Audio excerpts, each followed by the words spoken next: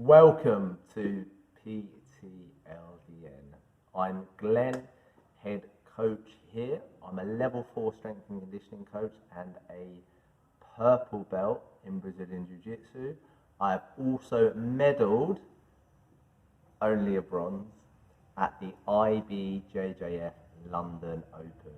So I've got great experience in strength and conditioning for athletes, and I've got great experience in Brazilian Jiu-Jitsu competing. So I want to share with you in this video 5 mistakes you're making with your strength and conditioning for Brazilian Jiu-Jitsu and how to rectify them.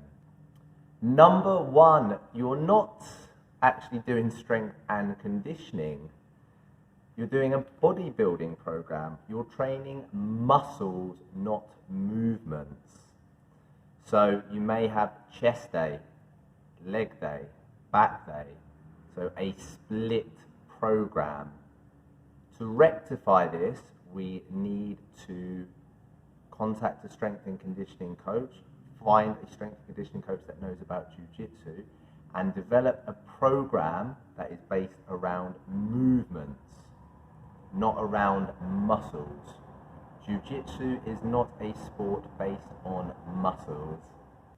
Number 2, you are overtraining.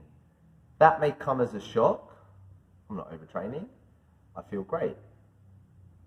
If you're training Jiu-Jitsu and sparring 3 to 4 times a week, that is very high intense training that needs a lot of recovery from it.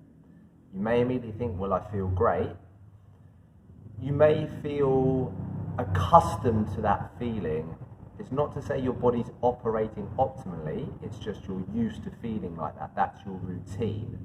So add into that the bodybuilding split program, pushing weights near maximal on your days off from Jiu-Jitsu, or even if you're doing doubles, and it's a recipe for overtraining. So your body's not going to have the time, no matter how much you eat, your body's not going to have the time to super compensate and improve.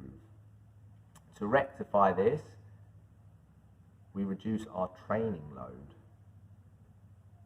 So we may not spar for 30 to 60 minutes. We may spar for 10 minutes on 2 of the 3 days that we spar. We may reduce our gym training session from 90 minutes down to 45 minutes. Over time, we manage how much we're training, so we're ticking all of the pillars, such as training, nutrition, and recovery. We're ticking all of the pillars to develop as an athlete, not to grow muscles.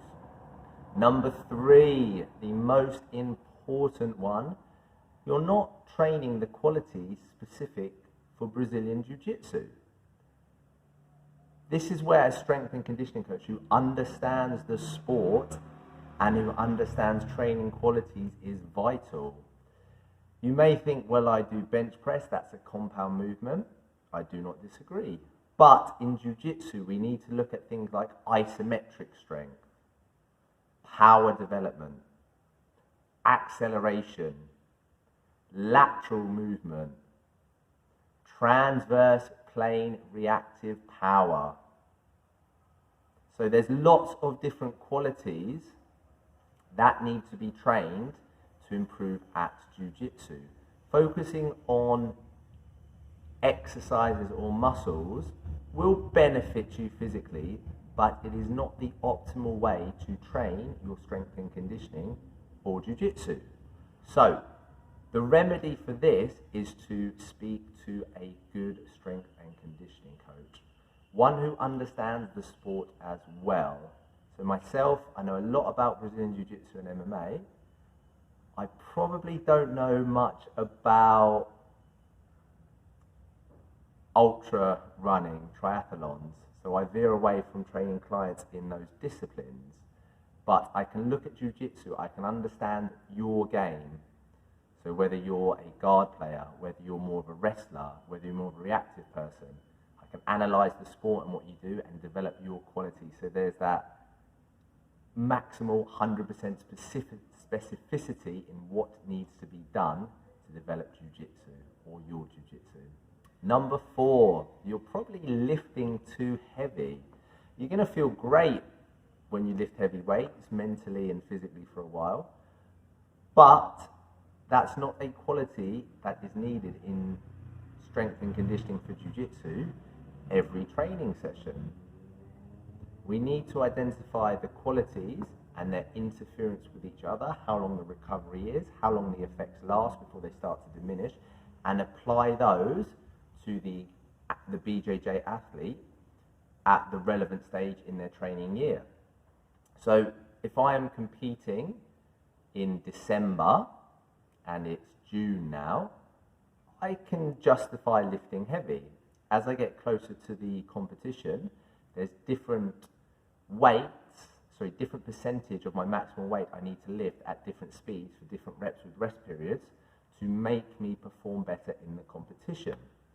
So to rectify this, we need to develop a plan, a long-term competition plan, and identify at what stage of that 12-month period we are competing. We identify what qualities we need to perform best in the competition. We identify our gaps. So if I need to perform a vertical jump at 3 meters a second and I'm jumping at 1 meter a second, there's a 2 meter gap I need to fill. I need to identify how long it's going to take me to build that quality so as to when to start it. So it's a programming point to develop that skill. And number 5, you're probably not tracking your progress. Are you lifting more weight quickly than you were a year ago? Are you jumping further? Are you recovering better?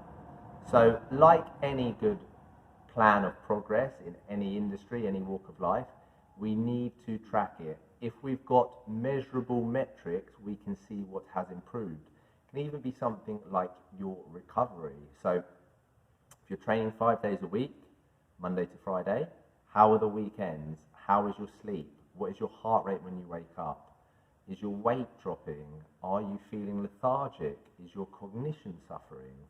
So to improve this, we start to track specific variables relevant to your training, your lifestyle, your health, and your well-being. And from that, we can identify what needs to improve, how long it will take, and how long that will tie in. So there are 5 mistakes you are making with your strength and conditioning training for jiu-jitsu. Remember to like, comment, and subscribe to this channel if you're interested in strength and conditioning and body transformation. And if you do have any questions, send them over. My details will be below.